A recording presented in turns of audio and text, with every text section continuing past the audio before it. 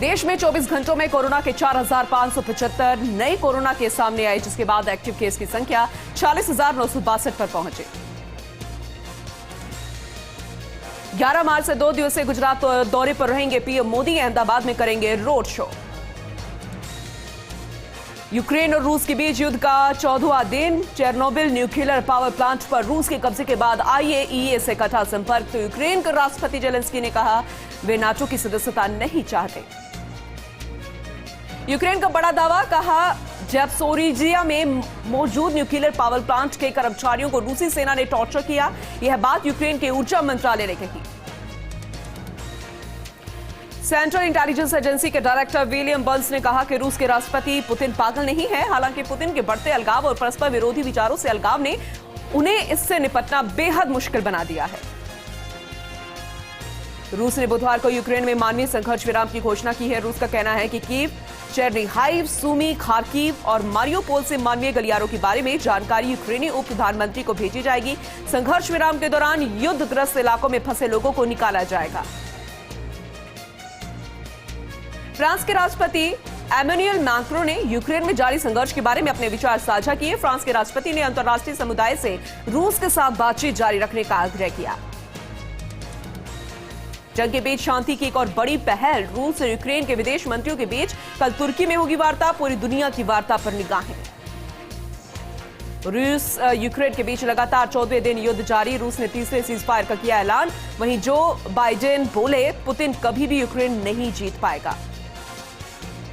Ukraine के सुमी समेत अन्य इलाकों में रूस की ओर से हवाई हमले किए गए। वहीं एयर स्ट्राइक के दौरान सुमी के 16 साल के अट्रोम प्रिमेंको पूरे परिवार समेत मारे गए। अट्रोम साम्बू में यूक्रेन के चैंपियन थे। वहीं जंग के बीच यूक्रेनी महिला सैनिक ने रूसी जवानों को संदेश दिया, यहां पर कोई भी फूलों से तुम्हारा स्वागत नहीं करेगा। सरेंडर कर दो, हम गोली मारने को तैयार बैठे हैं। यूक्रेन के हीरो ही जीतेंगे। खार्किव और ज़ायतोमिर में रूस की बमबारी जारी है, जहां बमबारी के दौरान 7 लोगों की मौत हो गई, जिसमें 3 बच्चे भी शामिल थे। सेव द चिल्ड्रन संस्था के मुताबिक 20 लाख लोगों ने यूक्रेन छोड़ दिया है। इसमें 8 लाख बच्चे भी शामिल हैं। इसमें से ऐसे भी कई बच्चे हैं जो पेरेंट्स के बिना ही यूक्रेन छोड़ने को मजबूर हो गए। संयुक्त राष्ट्र का अनुमान है कि करीब 40 लाख लोग यूक्रेन छोड़ सकते हैं। संयुक्त राष्ट्र के उच्चायुक्त फिलिप्पो ग्रैंडी का कहना है कि द्वितीय विश्व युद्ध के बाद से यूरोप में सबसे तेजी से बढ़ रहा है शरणार्थी संकट। रूस यूक्रेन युद्ध के बीच प्रदेश में यूक्रेन से गोरखपुर लौटे 15 छात्रों से सीएम योगी आदित्यनाथ ने मुलाकात की। वहां के हालात के बारे में जानकारी ली। राहुल गांधी ने संजय राउत को चिट्ठी लिखी, कहा आपको निशाना बनाने वाली जांच एजेंसियों की मैं निंदा करता हूं। 5 राज्यों के विधानसभा चुनाव के नतीजों का काउंटडाउन। कल सुबह 8 बजे से शुरू होगी मतगणना। यूपी, उत्तराखंड, पंजाब, गोवा और मणिपुर में साफ होगी तस्वीर। उत्तर प्रदेश में विधानसभा चुनाव के नतीजों से पहले ईवीएम के मूवमेंट को लेकर बवाल हुआ। सपा प्रमुख अखिलेश यादव ने उठाया मुद्दा, तो चुनाव आयोग ने कहा ट्रेनिंग के मकसद से लाई गई थी ईवीएम मशीनें।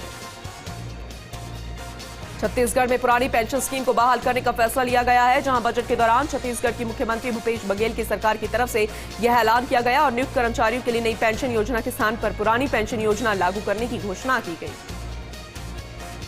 कोटा में चंबल पुलिया के पास रिवर फ्रंट साइड पर हादसा हो गया। अनियंत्रित ट्रेलर रेलिंग तोड़कर नीचे गिर गया। चालक की मौत हो गई और खलासी की बच गई जान। कानून व्यवस्था को लेकर बीजेपी का वार। राजेंद्र राठौड़ बोले रोजाना रेप के प्रकरण हो रहे हैं दर्ज। तो कांग्रेस की ओर से संयम लोढ़ा बोले सरकार ने भरोसा पैदा किया है कि गलत के खिलाफ लड़ना चाहिए, यही कारण है हमारी बहनें और लोग मुकदमे कराने में आगे आ रहे हैं। भोपाल में लोकसभा स्पीकर ओम बिरला संसदीय उत्कृष्टता सम्मान समारोह में शिरकत करने पहुंचे। एमपी के सर्वश्रेष्ठ मंत्रियों को किया सम्मानित। सभी को दिए गए पंडित रविशंकर शुक्ल स्मृति सम्मान। 5 राज्यों के चुनाव को लेकर बोले बीजेपी प्रभारी अरुण सिंह, कहा 4 राज्यों में भाजपा की सरकार बनने जा रही है। यूपी में पार होगा 300 से ज्यादा सीटों का आंकड़ा। करौली में स्कूली बच्चों को ले जा रही निजी बस पलटी, 15 बच्चे हुए घायल। 4 बच्चों को गंभीर हालत में किया गया जयपुर रेफर। भीलापाड़ा रोड मोहनपुरा के पास हुआ हादसा। खाटू श्याम जी के लकी मेले का 4था दिन। खाटू के दरबार में देश भर से उमड़ रहे भाग। 3000 पुलिसकर्मी सीसीटीवी कैमरों के जरिए बनाए हुए हैं नजर। क्रिकेट एक्सपर्ट और एक्टर जावेद खान का इंस्टाग्राम अकाउंट हैकर ने हैक कर लिया है। वहीं एक्टर जावेद खान की शिकायत से कुछ समय बाद ही कॉपीराइट डिस्प्यूट ठीक कर दिया गया। फिलहाल साइबर क्राइम की ओर से हैकर की तलाश जारी है। झालावाड़ नगर परिषद में पार्षद शुभेंद्र हाड़ा को नेता प्रतिपक्ष मनोनीत किया गया। इस दौरान शुभेंद्र हाड़ा ने बताया कि भविष्य में सभी पार्षद साथियों और आमजन के हित में काम किए जाएंगे। बाड़मेर में खारवा ग्राम की खेल स्टेडियम में खबर के बाद प्रशासन और ग्राम पंचायत ने सफाई कार्य शुरू कर दिया। बता दें कि गांव के युवाओं के लिए खेल मैदान खेलने का एकमात्र मैदान है। झुंझुनू के मुरारका कॉलेज में विभिन्न मांगों को लेकर ज्ञापन सौंपा गया, जिसके बाद छात्र हस्ताक्षर अभियान चलाया गया और इस दौरान एनएसयूआई छात्र संगठन के सभी छात्रों के हस्ताक्षर लिए गए। समदड़ी में शिक्षक संघ ने तहसीलदार हरवंत सिंह देवड़ा को ज्ञापन सौंपा और प्रधानाचार्य के 50% पद पर सीधी भर्ती और 6000 ग्रेड पे में पद सृजित करने सहित अन्य की मांग की। राजसमंद के जंगल में एक पेड़ पर युवक का लटका शव मिलने से लोगों में सनसनी फैल गई। सूचना पर पहुंची पुलिस ने शव का पोस्टमार्टम कराकर परिजनों को सौंप दिया और मामला दर्ज कर जांच शुरू कर दी गई।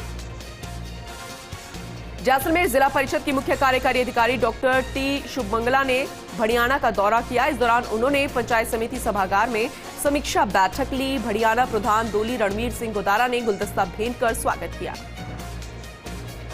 बूंदी में यूरेनियम की अपार संभावनाएं मिलने की उम्मीद के चलते यहां पर सर्वे करने एक इकाई पहुंची तो वो हवाई सर्वे करेगी और यूरेनियम मिलने वाले स्थानों को चिन्हित कर वहां से यूरेनियम निकाला जाएगा। लाडनू पुलिस जवान की ड्यूटी के दौरान हार्ट अटैक से मौत हो गई, जिसकी सूचना पर परिवार बोले और मौके पर पहुंचे। सिरोही के अरविंद पैविलियन खेल मैदान में पहली बार अंतर वार्ड क्रिकेट प्रतियोगिता का आयोजन किया गया। इस दौरान नगर परिषद सभापति महेंद्र मेवाड़ा, उप सभापति जितेंद्र सिंह सहित अन्य लोग मौजूद रहे। ब्यावर में सरकारी निर्देशों की पालना में प्रदेश भर के सरकारी स्कूलों में पके हुए पोषाहार की शुरुआत हुई। इस दौरान सरकारी स्कूलों की रसोई में गर्म रोटी और सब्जी बनाई गई और बच्चों को भोजन करवाया गया। सीकर में माकपा ने प्रदर्शन किया। नई ग्रामीण तहसील बनाने की मांग को लेकर मुख्यमंत्री के नाम जिला कलेक्टर को ज्ञापन सौंपा गया। झुंझुनू में एक खाली प्लॉट में आग लग गई। आग की लपटें देखकर लोगों में दहशत फैल गई। सूचना पर पहुंचे दमकल ने कड़ी मशक्कत के बाद आग पर काबू पाया। सिरोही में आबू रोड के रॉयल आर्टिसन पब्लिक स्कूल के सामने शव मिलने से लोगों में सनसनी फैल गई। सूचना पर पहुंचे सदर सीआई बलभद्र सिंह ने मृतक की पहचान कर शव को कब्जे में ले लिया। सरदार शहर के तरुण हॉस्पिटल में आयोजित दंत चिकित्सा शिविर का उद्घाटन खेल रत्न देवेंद्र झाझड़िया ने किया। इस दौरान राज्य मंत्री अनिल शर्मा और नगर पालिका अध्यक्ष राजकरण चौधरी भी मौजूद रहे।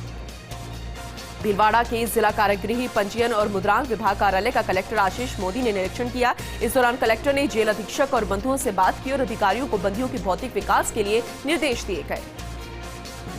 बोली के जगत शिरोमणि सेवा सदन पर फागोत्सव कार्यक्रम आयोजित किया गया। इस दौरान समाज के जिलाध्यक्ष राजेश गोयल सहित अन्य जिला स्तरीय पदाधिकारी मौजूद रहे। ब्यावर में भाजपा पार्षदों ने नगर परिषद की ओर से शहर में कचरा संग्रहण उपयोग शुल्क की उगाही का विरोध किया और शुल्क वसूली को स्थगित करने की मांग को लेकर उपखंड अधिकारी राहुल जैन को ज्ञापन सौंपा गया। डूंगरपुर के जिला परिषद सभागार में जिला निष्पादन समिति बैठक का आयोजन किया गया। बैठक में शिक्षा से जुड़े अन्य मुद्दों पर चर्चा की गई। जालोर के साचौर में युवक की हुई मौत के मामले में खुलासे की मांग को लेकर परिजनों का तीसरे दिन भी धरना प्रदर्शन जारी रहा। बता दें कि 3 महीने होने के बाद भी पुलिस मामले का खुलासा नहीं कर पाई है। झुंझुनू के पीएचईडी कार्यालय में ठेकेदारों ने पीडब्ल्यूडी अधिकारियों पर भ्रष्टाचार का आरोप लगाया और एसआई से एक्सईएन की शिकायत की। लाडनू में प्रधानमंत्री सुरक्षित मातृत्व दिवस योजना के तहत राजकीय अस्पताल में कैंप का आयोजन किया गया। इस दौरान एनएम सरोज कुमारी ने गर्भवती महिलाओं की संपूर्ण जांच की और विभिन्न प्रकार की जानकारियां दी। सिरोही के जिला मुख्यालय पर लोक अदालत के प्रति लोगों में जागरूकता लाने के लिए विशाल जागरूकता रैली का आयोजन किया गया। रैली को अध्यक्ष जिला विधिक सेवा प्राधिकरण और सेशन न्यायाधीश रिकरा ने रवाना की। डूंगरपुर के मेडिकल कॉलेज और हॉस्पिटल का केरल मुख्य सूचना आयुक्त पूर्व मुख्य सचिव विश्वास मेहता ने निरीक्षण किया। इस दौरान उन्होंने आवश्यक निर्देश दिए। ब्यावर में बीएसपी फिल्म्स के बैनर तले बनी फिल्म में दिव्यावाणी रिकॉर्ड कायम किया गया। प्रभु महावीर की इस फिल्म ने 2 घंटे 37 मिनट में 23 कहानियों के समावेश का लिम्का बुक ऑफ रिकॉर्ड दर्ज किया गया।